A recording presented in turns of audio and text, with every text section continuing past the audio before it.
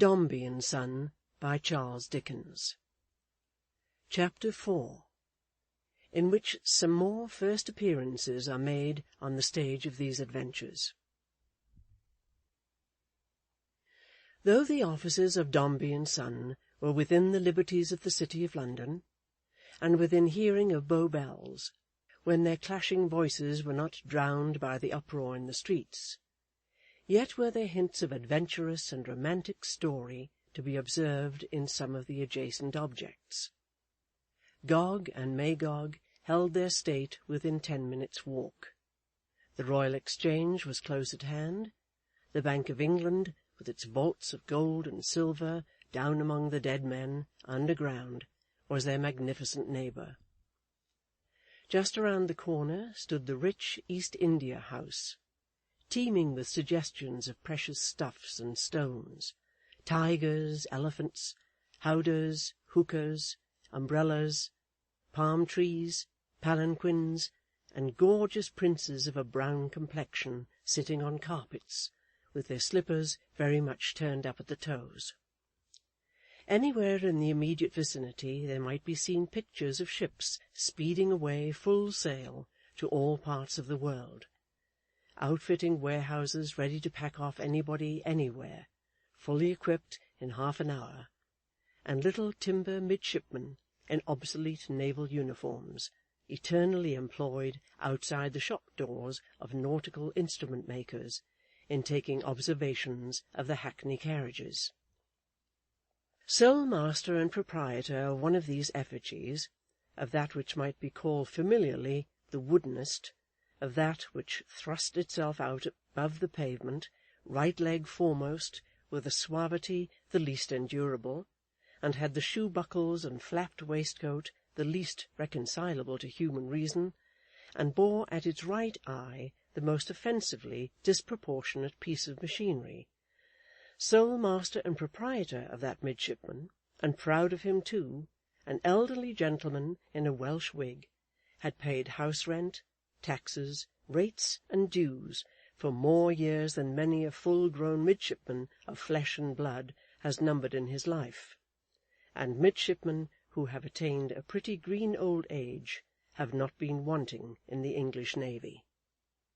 The stock in trade of this old gentleman comprised chronometers, barometers, telescopes, compasses, charts, maps, sextants, quadrants, and specimens of every kind of instrument used in the working of a ship's course, or the keeping of a ship's reckoning, or the prosecuting of a ship's discoveries. Objects in brass and glass were in his drawers and on his shelves, which none but the initiated could have found the top of, or guessed the use of, or having once examined could have ever got back again into their mahogany nests without assistance. Everything was jammed into the tightest cases, fitted into the narrowest corners, fenced up behind the most impertinent cushions, and screwed into the acutest angles to prevent its philosophical composure from being disturbed by the rolling of the sea.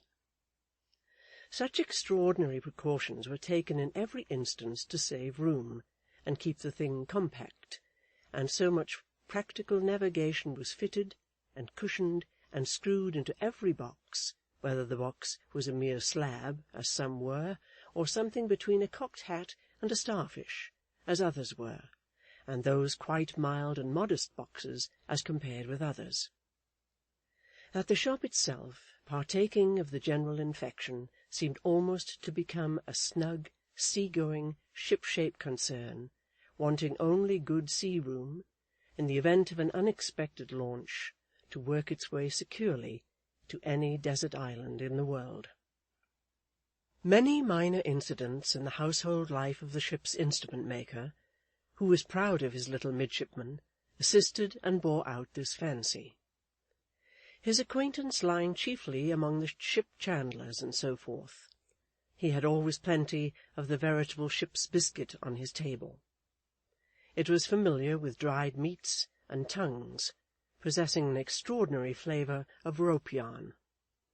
Pickles were produced upon it, in great wholesale jars, with "Dealer in all kinds of ship's provisions" on the label, Spirits were set forth in case bottles with no throats.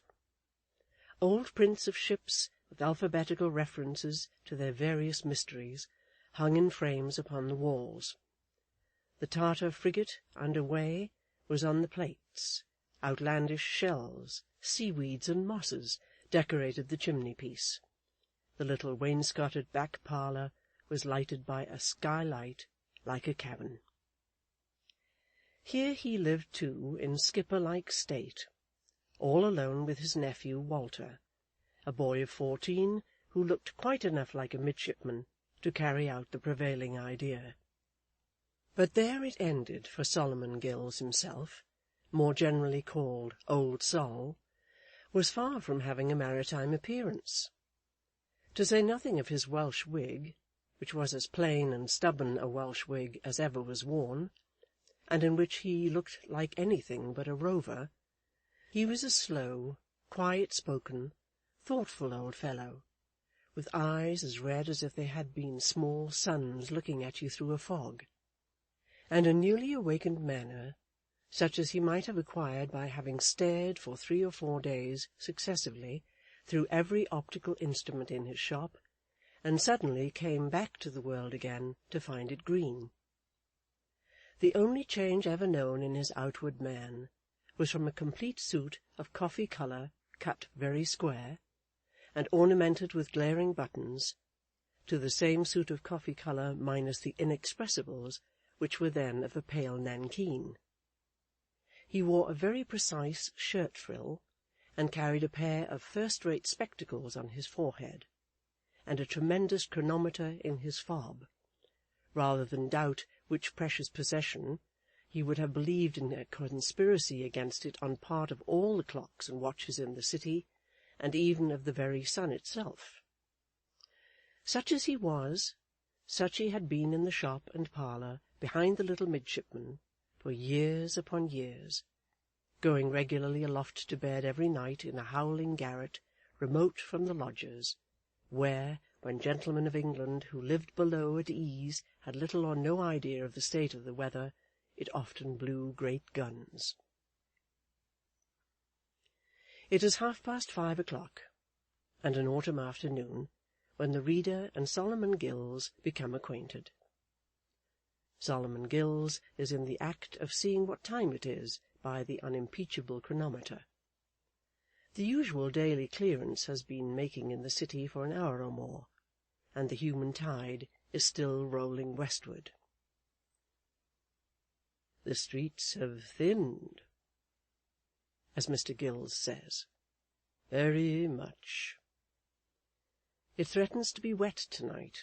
All the weather-glasses in the shop are in low spirits, and the rain already shines upon the cocked hat of the wooden midshipman. "Where's Walter, I wonder?"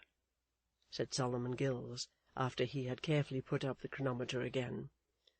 "Here's dinner been ready 30 minutes, and no Walter." Turning round upon his stool behind the counter, Mr. Gills looked out among the instruments in the window to see if his nephew might be crossing the road. No, he was not among the bobbing umbrellas, and he certainly was not the newspaper boy in the oilskin cap, who was slowly working his way along the piece of brass outside, writing his name over Mr. Gill's name with his forefinger. "If I didn't know he was too fond of me to make a run of it, and go and enter himself aboard ship against my wishes, I should begin to be fidgety," said Mr. Gills, tapping 2 or 3 weather-glasses with his knuckles. "I really should. All in the Downs, eh? Lots of moisture. Well, it's wanted, I believe," said Mr. Gills, blowing the dust off the glass top of a compass-case. "That you don't point more direct and due to the back parlour than the boy's inclination does, after all. And the parlour couldn't bear straighter either. Due north. Not the 20th part of a point either way." "Hello, Uncle Sol." "Hello, my boy. cried the instrument-maker, turning briskly round. "What, you are here, are you?" A cheerful-looking, merry boy, fresh with running home in the rain, fair-faced, bright-eyed, and curly-haired. "Well, uncle, how have you got on without me all day? Is dinner ready? I'm so hungry." "As to getting on," said Solomon good-naturedly, "it would be odd if I couldn't get on without a young dog like you a great deal better than with you. As to dinner being ready, it's been ready this half-hour, and waiting for you. As to being hungry, I am." "Come along then, uncle," cried the boy. "Hurrah for the Admiral!" "Confound the Admiral," returned Solomon Gills. "You mean the Lord Mayor." "No, I don't," cried the boy. "Hurrah for the Admiral! Hurrah for the Admiral! Forward!" At this word of command, the Welsh wig and its wearer were borne without resistance into the back parlour, as at the head of a boarding party of 500 men, and Uncle Sol and his nephew were speedily engaged on a fried sole, with a prospect of steak to follow. "The Lord Mayor, Wally," said Solomon, "for ever. No more admirals. The Lord Mayor's your admiral." "Oh, is he though?" said the boy, shaking his head. "Why, the sword-bearer's better than him. He draws his sword sometimes." "And a pretty figure he cuts with it for his pains," returned the uncle. "Listen to me, Wally, listen to me. Look on the mantel-shelf." "Why, who has cocked my silver mug up there on a nail?" exclaimed the boy. "I have," said his uncle. "No more mugs now. We must begin to drink out of glasses to-day, Walter. We are men of business. We belong to the city. We started in life this morning." "Well, uncle," said the boy, "I'll drink out of anything you like, so long as I can drink to you. Here's to you, Uncle Sol, and hurrah for the—" "Lord Mayor," interrupted the old man. "For the Lord Mayor, Sheriffs, Common Council, and Livery," said the boy. "Long life to 'em." The uncle nodded his head with great satisfaction. "And now," he said, "let's hear something about the firm." "Oh, there's not much to be told about the firm, uncle," said the boy, plying his knife and fork. "It's a precious dark set of offices, and the room where I sit, there's a high fender and an iron safe, and some cards about ships that are going to sail, and an almanac, and some desks and stools, and an ink bottle, and some books, and some boxes, and a lot of cobwebs, and in one of 'em, just over my head, a shrivelled-up blue bottle that looks as if it had hung there ever so long." "Nothing else?" said the uncle. "No, nothing except an old bird-cage. I wonder how that ever came there. And a coal-scuttle." "No bankers' books, or cheque-books, or bills, or such tokens of wealth rolling in from day to day?" said old Sol, looking wistfully at his nephew out of the fog that always seemed to hang about him, and laying an unctuous emphasis upon the words. "Oh, yes, plenty of that, I suppose," returned his nephew carelessly. "But all that sort of thing's in Mr. Carker's room, or Mr. Morfin's, or Mr. Dombey's." "Has Mr. Dombey been there to-day?" inquired the uncle. "Oh, yes, in and out all day." "He didn't take any notice of you, I suppose?" "Yes, he did. He walked up to my seat. I wish he wasn't so solemn and stiff, uncle, and said, 'Oh, you are the son of Mr. Gills, the ship's instrument-maker.' "'Nephew, sir,' I said. "'I said nephew, boy,' said he. But I could take my oath he said son, uncle." "You're mistaken, I dare say. It's no matter." "No, it's no matter, but he needn't have been so sharp, I thought. There was no harm in it, though he did say son. Then he told me that you had spoken to him about me, and that he had found me employment in the house accordingly, and that I was expected to be attentive and punctual, and then he went away. I thought he didn't seem to like me much." "You mean, I suppose," observed the instrument-maker, "that you didn't seem to like him much."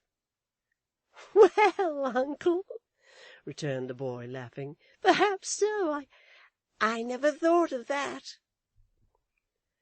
Solomon looked a little graver as he finished his dinner, and glanced from time to time at the boy's bright face.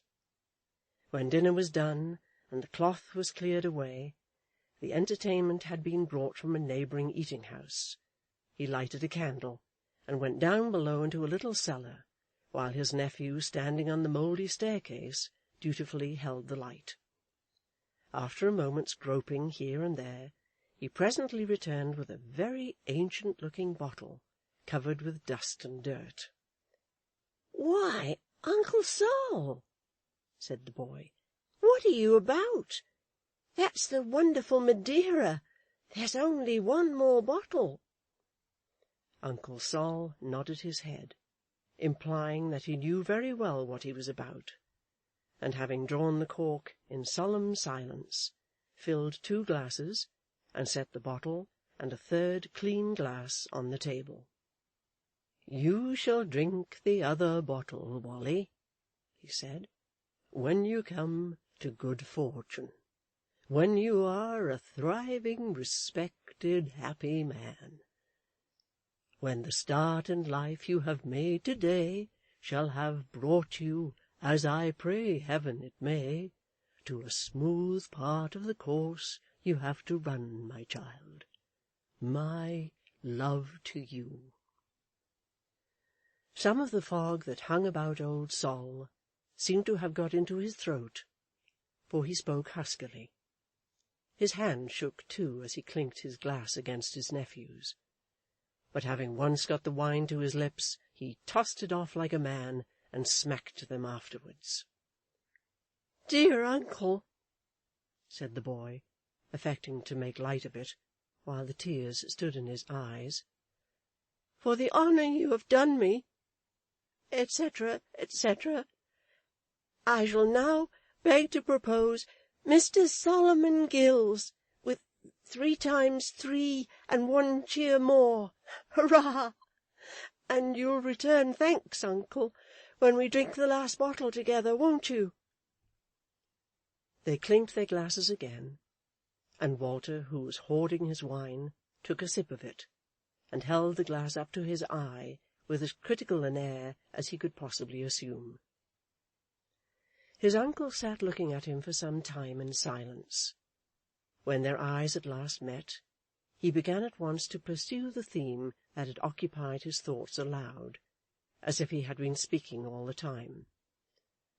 "You see, Walter," he said, "in truth this business is merely a habit with me. I'm so accustomed to the habit that I could hardly live if I relinquished it. But there's nothing doing, nothing doing. When that uniform was worn," pointing out towards the little midshipman, "then, indeed, fortunes were to be made, and were made. But competition, competition, New invention, new invention, alteration, alteration, the world's gone past me. I hardly know where I am myself, much less where my customers are. Never mind 'em, uncle. Since you came home from weekly boarding school at Peckham, for instance, and that's 10 days, said Solomon, I don't remember more than one person that has come into the shop. Two, uncle. Don't you recollect? There was the man who came to ask for change for a sovereign. That's the one, said Solomon. Why, uncle, don't you call the woman anybody who came to ask the way to Mile End Turnpike? Oh, it's true, said Solomon. I forgot her. 2 persons. To be sure they didn't buy anything, cried the boy. No, they didn't buy anything, said Solomon quietly. Nor want anything, cried the boy. No, if they had, they'd have gone to another shop, said Solomon in the same tone. But there were 2 of 'em, uncle, cried the boy, as if that were a great triumph. You said only one. Well, Wally, resumed the old man after a short pause, not being like the savages who came on Robinson Crusoe's island, we can't live on a man who asks for change for a sovereign, and a woman who inquires the way to Mile End Turnpike. As I said just now, the world has gone past me. I don't blame it, but I no longer understand it. Tradesmen are not the same as they used to be. Apprentices are not the same, business is not the same, commodities are not the same. 7/8 of my stock is old-fashioned. I am an old-fashioned man in an old-fashioned shop, in a street that is not the same as I remember it. I have fallen behind the time, and am too old to catch it again. Even the noise it makes, a long way ahead, confuses me. Walter was going to speak, but his uncle held up his hand. Therefore, Wally, therefore it is that I am anxious you should be early in the busy world and on the world's track. I am only the ghost of this business. Its substance vanished long ago, and when I die, its ghost will be laid. As it is clearly no inheritance for you then, I have thought it best to use for your advantage almost the only fragment of the old connection that stands by me through long habit. Some people suppose me to be wealthy. I wish for your sake they were right, but whatever I leave behind me, or whatever I can give you, you in such a house as Dombey's are in the road to use well and make the most of. Be diligent. Try to like it, my dear boy. Work for a steady independence, and be happy. I'll do everything I can, uncle, to deserve your affection, and indeed I will, said the boy earnestly. I know it, said Solomon. I am sure of it.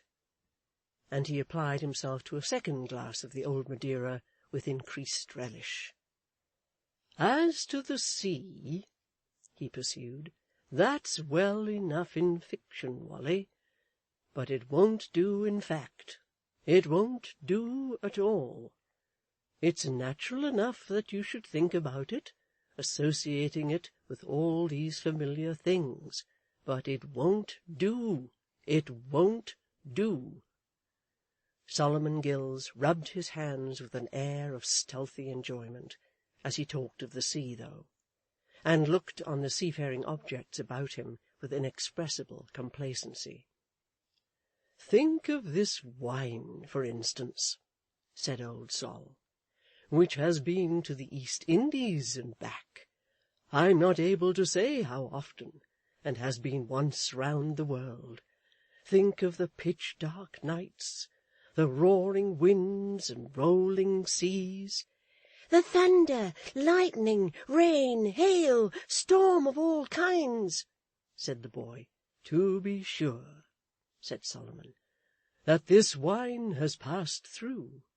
Think what a straining and creaking of timbers and masts, what a whistling and howling of the gale through ropes and rigging.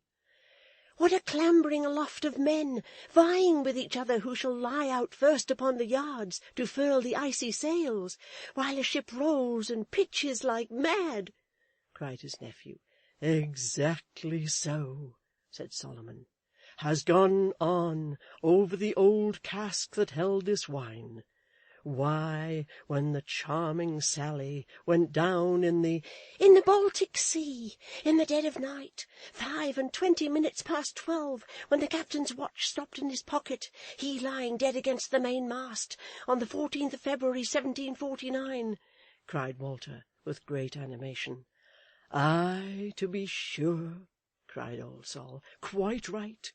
Then there were 500 casks of such wine aboard, and all hands, except the first mate, first lieutenant, 2 seamen, and a lady in a leaky boat, going to work to stave the casks, got drunk, and died drunk, singing Rule Britannia, when she settled and went down, and ending with one awful scream in chorus. But when the George II drove ashore, uncle, on the coast of Cornwall in a dismal gale 2 hours before daybreak on the 4th of March, 71, she had near 200 horses aboard, and the horses breaking loose down below early in the gale, and tearing to and fro, and trampling each other to death, made such noises and set up such human cries, that the crew, believing the ship to be full of devils, some of the best men losing heart and head, went overboard in despair, and only 2 were left alive at last to tell the tale. And when, said old Sol, when the Polyphemus— Private West India trader, burden 350 tons, Captain John Brown of Deptford, owners Wiggs & Co., cried Walter. The same, said Sol, when she took fire, 4 days' sail, with a fair wind out of Jamaica harbour, in the night— There were 2 brothers on board, interposed his nephew, speaking very fast and loud, and there not being room for both of them in the only boat that wasn't swamped, neither of them would consent to go until the eldest took the younger by the waist and flung him in, and then the younger, rising in the boat, cried out, Dear Edward, think of your promised wife at home. I'm only a boy.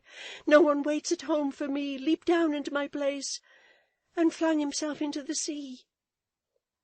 The kindling eye and heightened colour of the boy, who had risen from his seat in the earnestness of what he said and felt, seemed to remind old Sol of something he had forgotten, or that his encircling mist had hitherto shut out. Instead of proceeding with any more anecdotes, as he had evidently intended but a moment before, he gave a short dry cough and said, Well, suppose we change the subject. The truth was that the simple-minded uncle, in his secret attraction towards the marvellous and adventurous, of which he was in some sort a distant relation by his trade, had greatly encouraged the same attraction in the nephew, and that everything that had ever been put before the boy to deter him from a life of adventure had had the usual unaccountable effect of sharpening his taste for it. This is invariable. It would seem as if there never was a book written, or a story told, expressly with the object of keeping boys on shore, which did not lure and charm them to the ocean as a matter of course. But an addition to the little party now made its appearance, in the shape of a gentleman in a wide suit of blue, with a hook instead of a hand attached to his right wrist, very bushy black eyebrows, and a thick stick in his left hand, covered all over, like his nose, with knobs. He wore a loose black silk handkerchief round his neck, and such a very large coarse shirt-collar that it looked like a small sail.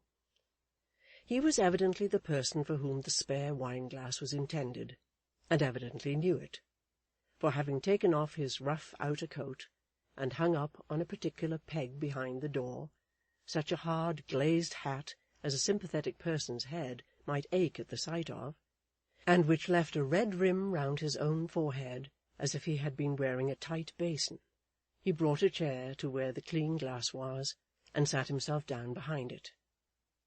He was usually addressed as Captain, this visitor, and had been a pilot, or a skipper, or a privateersman, or all three perhaps, and was a very salt-looking man indeed.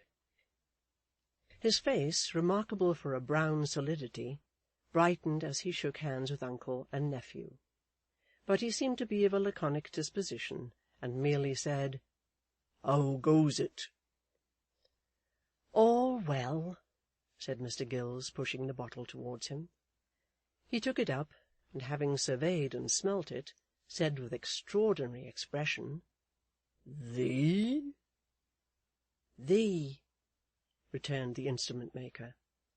Upon that he whistled as he filled his glass, and seemed to think they were making holiday indeed. "Waller," he said, arranging his hair, which was thin, with his hook, and then pointing it at the instrument-maker. "Look at him. Love, honour, and obey. Overhaul your catechism till you find that passage, and when found, turn the leaf down. Success, my boy!"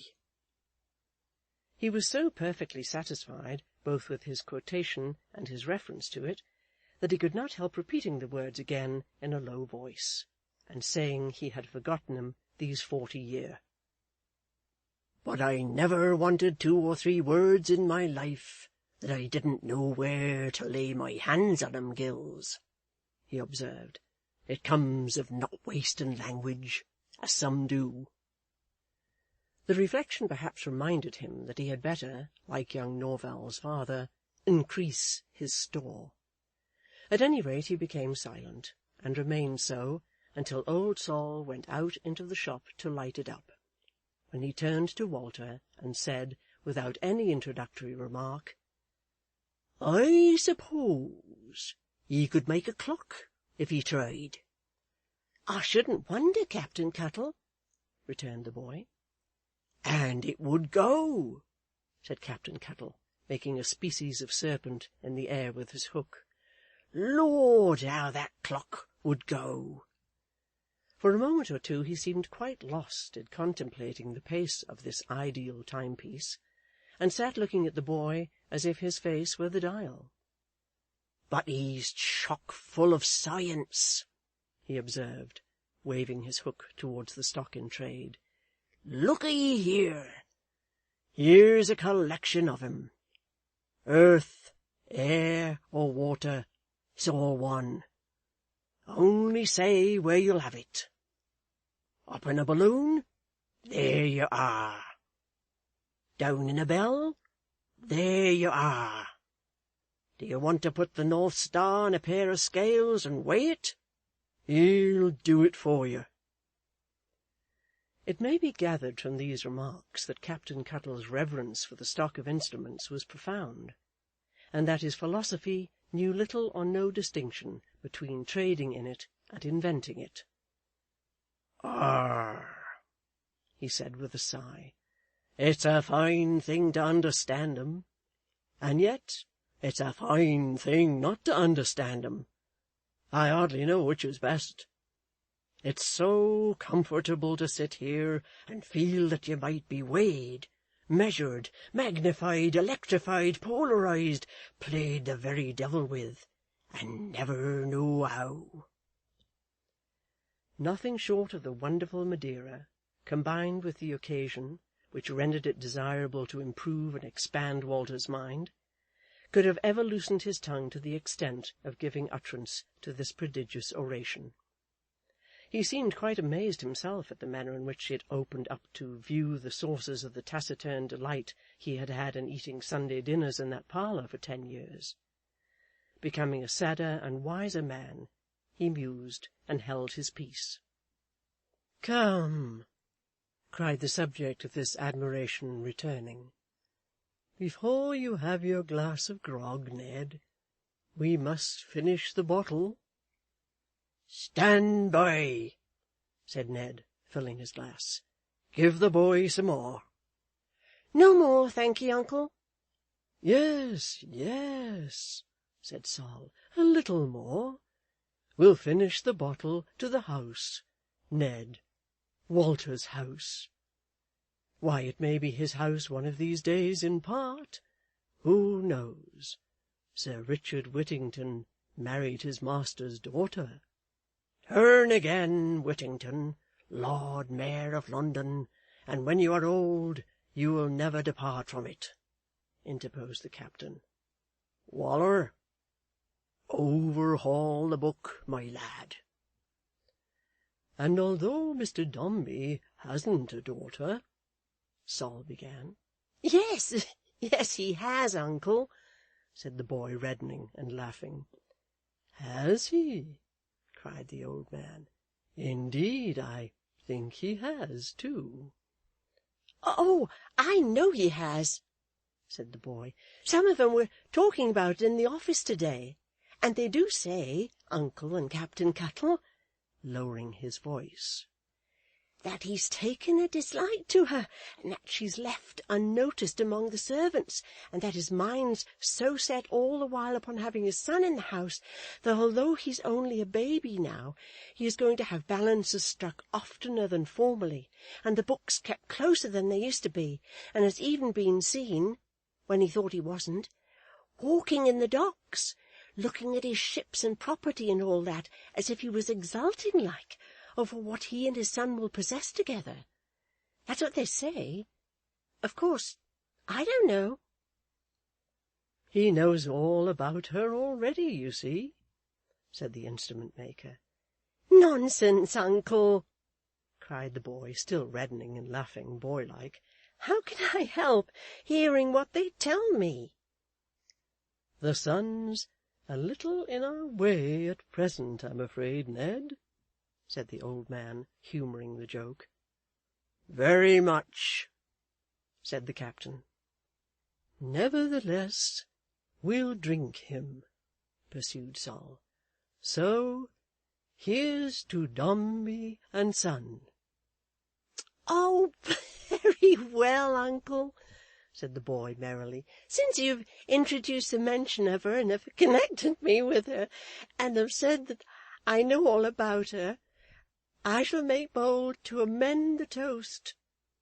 So here's to Dombey and son and daughter." End of chapter 4.